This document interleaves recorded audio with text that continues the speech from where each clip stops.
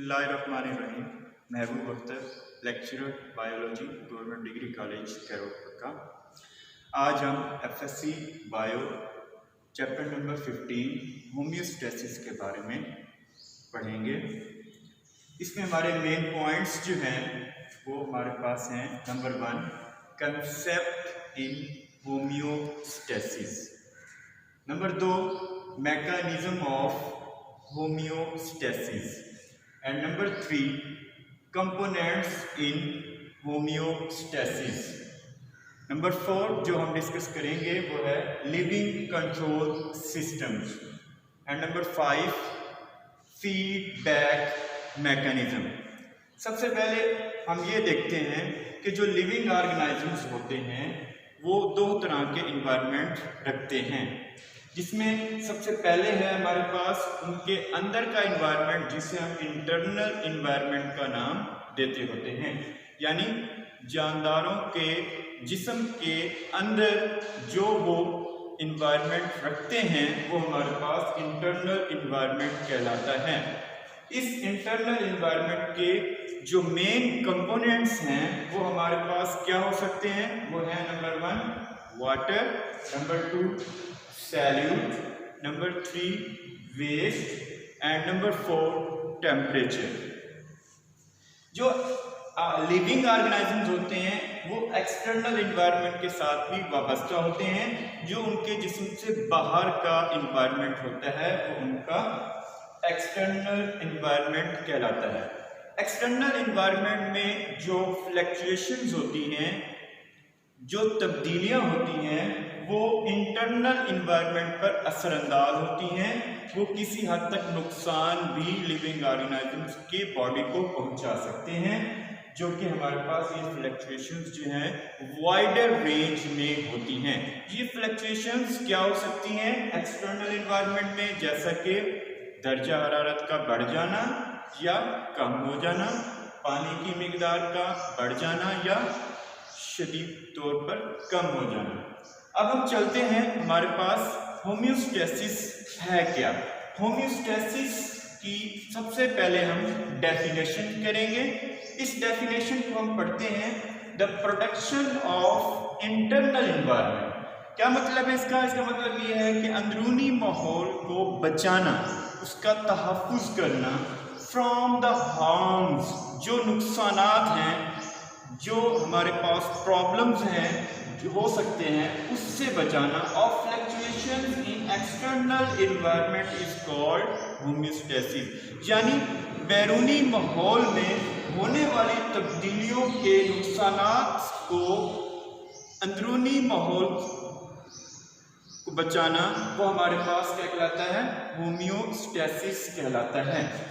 इस होम्योस्टेसिस का मैकेनिज्म जो है वो हमारे पास, उसमें 3 चीज़ें शामिल हैं। नंबर 1 है हमारे पास ऑस्मोरेगुलेशन, और नंबर 2 है हमारे पास थर्मोरेगुलेशन, एंड नंबर 3 हमारे पास है वो है एक्सक्रीशन। सबसे पहले हम देखते हैं कि ऑस्मोरेगुलेशन क्या है। ऑस्मोरेगुलेशन से मुराद ये है कि हम वाटर और सैल्यूट्स की मिकदार को मेंटेन करना ऑस्मोरेगुलेशन कहलाता है। मेरा मतलब ये है कि maintenance of water and salts in the body is called osmoregulation. Number 2 में हमारे पास है वो है एक्सक्रीशन। एक्सक्रीशन में हमारे पास शामिल है elimination of metabolic waste, specially the nitrogenous waste is called excretion.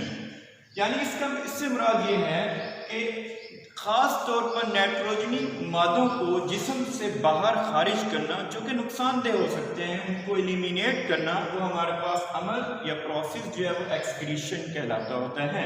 और तीसरे नंबर पर जो चीज़ शामिल है मैकेनिज्म ऑफ होम्योस्टेसिस में, वो हमारे पास है थर्मोरेगुलेशन। थर्मोरेगुलेशन में क्या है कि हम दर्जा हरारत को, अपने बॉडी के टेम्परेचर को एक टॉलरेबल रेंज में मेंटेन करते हैं और इसको हम थर्मो रेगुलेशन का नाम देते होते हैं। ये टेम्परेचर फॉर एग्जांपल हमारे बॉडी का टेम्परेचर 37 डिग्री सेंटीग्रेड होता है, जिसको हम इसी रेंज में मेंटेन करते हैं, चाहे जिस्म के बाहर के एनवायरनमेंट में टेम्परेचर इससे भी ज़्यादा हो या कम हो, लेकिन हम अपने बॉडी के टेम्परेचर को एक रेंज में, टॉलरेबल रेंज में मेंटेन करते हैं और इसको हम थर्मो रेगुलेशन का नाम देते हैं। अब हम लिविंग कंट्रोल सिस्टम्स के बारे में डिस्कस करेंगे। लिविंग कंट्रोल सिस्टम्स जो होते हैं, ये control systems outside the cell membrane भी हो सकते हैं और उनको हम नाम देते होते हैं एक्स्ट्रा सेलुलर, और ये control systems within the cell membrane भी हो सकते हैं, जिसको हम नाम देते होते हैं इंट्रासेलुलर। इट मींस दैट हमारे पास दो तरह के control systems, living control system exist कर सकते हैं, एक सेल मेम्ब्रेन के इनसाइड और दूसरा हमारे पास सेल मेम्ब्रेन के आउटसाइड जो है हमारे पास होगा। ये लिविंग कंट्रोल सिस्टम्स जो होते हैं, ये फिजिकल कंट्रोल सिस्टम्स की तरह काम करते हैं। फिजिकल कंट्रोल सिस्टम्स की एग्जांपल हम कुछ यूं ले सकते हैं, जैसे हमारे घरों में मौजूद ओवन है, एयर कंडीशन है, ये हमारे पास जो है ये एक फिजिकल कंट्रोल सिस्टम्स हैं जो कि हमारे पास मौजूद हैं एग्जांपल के तौर पर।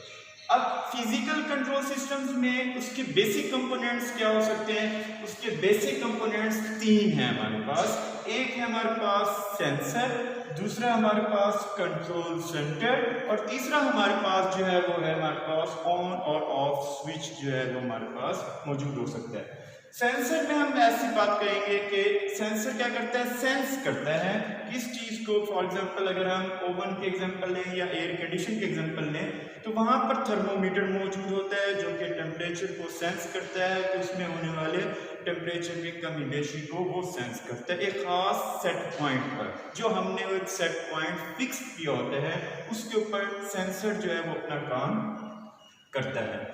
अगर हम लिविंग के सिस्टम्स की बात करें तो उसके कंपोनेंट्स जो है हमारे पास कंट्रोल सिस्टम के भी just like physical control system की तरह हैं। इसमें हमारे पास बेसिक तीन चीजें जो है वो कौन सी हैं? एक है हमारे पास रिसेप्टर्स, दूसरा हमारे पास क्या है कंट्रोल सेंटर, और तीसरी चीज जो है हमारे पास क्या है वो है इफेक्टर्स। रिसेप्टर्स क्या करते हैं? ये सेंस करते हैं। सेंस करने के बाद जो मैसेज आता है कि टेम्परेचर बढ़ गया है या कम हो गया है, जो भी मैसेज होता है वो कंट्रोल सेंटर को सेंड करते हैं। कंट्रोल सेंटर जो है वो उसको टेम्परेचर को नोट करता है, उस टेम्परेचर को नोट करने के बाद फिर वो मैसेज सेंड करता है इफेक्टर्स पर। इफेक्टर्स जो है वो फिर अपना रिस्पॉन्स देते हैं कूलिंग का या फिर हीट करने का या हीटिंग का रिस्पॉन्स जो है वो शो करते हैं हमारे पास इफेक्टर्स। ये हमारे पास एक डायग्राम है जिसमें लिविंग कंट्रोल सिस्टम्स के बारे में डिस्कस किया गया। आप यहाँ देख सकते हैं कि हमारे पास दो तरह का एनवायरनमेंट मौजूद है।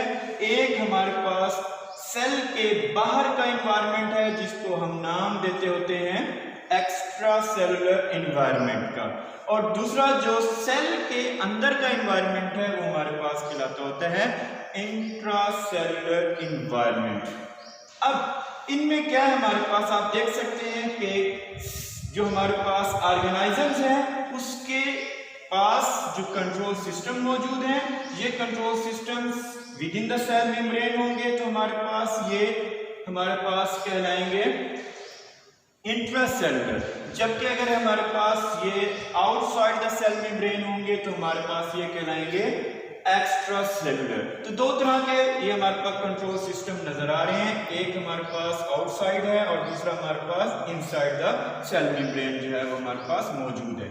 अब ये कंट्रोल सिस्टम्स क्या करते हैं, जो इन्वायरमेंट के बाहर होने वाली तब्दीलियां हैं जो कि एक वाइडर रेंज में मौजूद हैं, उन कंट्रोल सिस्टम जो है वो ये सब मैसेज जो है वो रिसेप्टर से वसूल करते हैं और उसको उन तब्दीलियों के खिलाफ रेस्ट्रिक्शन शो करते हैं और अपने अंदर होने वाली तब्दीलियों को नैरो रेंज में मेंटेन करते हैं। नेक्स्ट हमारा टॉपिक है वो हमारे पास फीडबैक मैकेनिज्म, जो कि हमारे पास दो तरह का हो सकता है, पॉजिटिव और नेगेटिव। जो नेगेटिव फीडबैक होते हैं ज़्यादातर लिविंग कंट्रोल सिस्टम्स में और दूसरे कंट्रोल सिस्टम में ज़्यादातर जो फीडबैक होते हैं वो नेगेटिव होते हैं।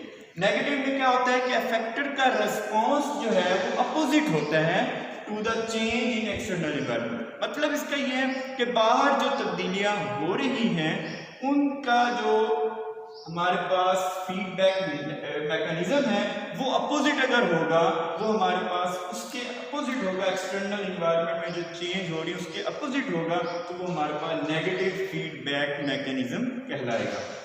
नंबर 2 पे हमारे पास है पॉजिटिव फीडबैक मैकेनिज्म, जिसमें अफेक्टेड का रिस्पॉन्स क्या होता है, या तो सिमिलर होता है या फिर towards a change in external environment होता है। यानी जिस तरह के एक्सटर्नल एनवायरनमेंट में चेंज आ रही होती है उसी तरह से रिस्पॉन्स भी उसी के साथ साथ मुंसलिक होता है। Thank you very much. Stay home, stay safe.